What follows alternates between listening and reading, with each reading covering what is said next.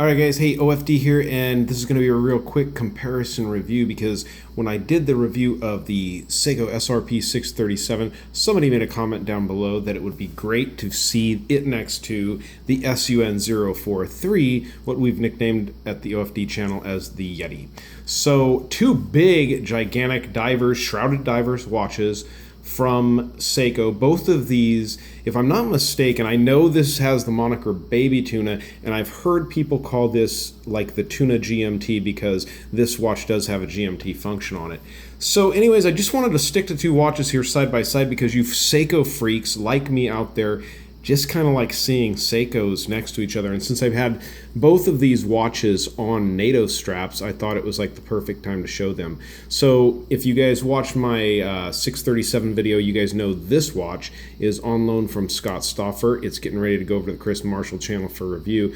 But, you know, as I said in the review of this watch, these are both 47mm watches, but guys, even side by side, I don't know if it's the white dial on the Yeti or what it is, but it is just looks substantially larger as far as the size of the watch goes.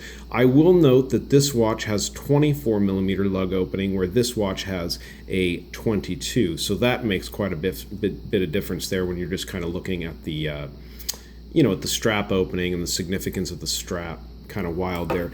I'm going to go ahead and take some real quick measurements just because I want to satisfy myself and all you viewers out there as far as what's going on with the size of these watches.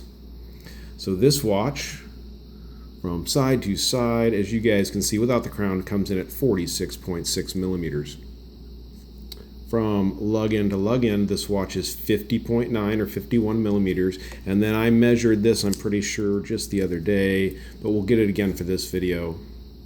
The thickness of this watch is right at 13.3, and like I said before, I think that's where the size really comes out on the Yeti as far as the size of the watch. So let's go side to side on the case again without the crown, and you're looking at 47.1. So let me get that. Actually 47.4, so quite a bit larger. Doesn't look like it's quite 1 millimeter larger, but it is a bigger watch from side to side. Now from lug to lug on this one, you're looking at 51.2, so not too much of a difference there.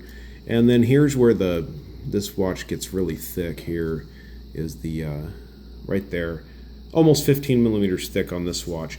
And then, you know, I don't know, I'm sure it has something to do with the size of the shroud. You guys can just see there's a lot more shroud on the Yeti. It's just much more significant. It actually covers the entire case of the watch. I think the lugs are actually part of the shroud on this watch, if I'm not mistaken. Whereas on the SRP, the Baby Tuna, it's more like the Monster, where this is actually a shroud sitting over the outside case of the watch, whereas with the SUN series, the shroud is, you can't really take it apart and make it look any different. I mean, that's just the way it is. That shroud has to be there to keep the watch together. Obviously running different movements. This one running the 4R36 and the Baby Tuna, and this is Seiko's kinetic movement. I think it's a V58. Guys, really sorry about that off the top of my head. Not sure. Side by side, obviously the lume on these guys is absolutely incredible. And I will go ahead and put a lume shot at the end of this video since this is just kind of a fun side by side comparison video.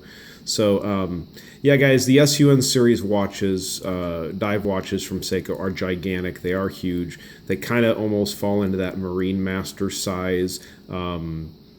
It's probably my biggest wearing watch I own, I'll be honest with you, and I've got some bigger watches that have come to me from micro brands, but this watch wears bigger than anything else I have, but it's also one of my most unique, significant, and fun watches. You know, for an everyday watch, I would definitely, for me personally, I would go with this watch. I'd go with the SRP, being that it's an automatic movement. You know, these kinetics can be, they're not finicky, but you definitely have to put in your time with the kinetic movement. I spend at least 5-6 minutes a week winding my kinetic watches by just sitting here shaking them to keep them wound up, keep the power reserve up on them and stuff like that.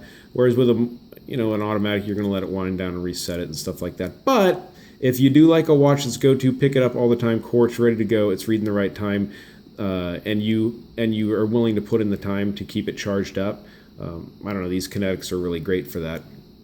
I keep it charged up so I never have to mess with resetting the time. That's pretty cool. So anyways, guys, a little side-by-side comparison of two big boys from Seiko, two of their bigger dive watches, the SUN043, also known as the Yeti, and the SRP637, also known as the Baby Tuna.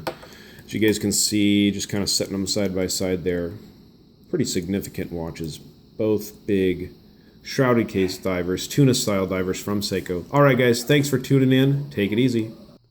That is some laser beam lume on both these watches. Check that out. Good old Seiko, man, you just can't beat them. There's the lume.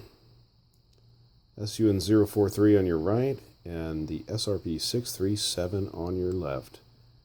Alright guys, thanks for tuning into the OFD channel. See ya.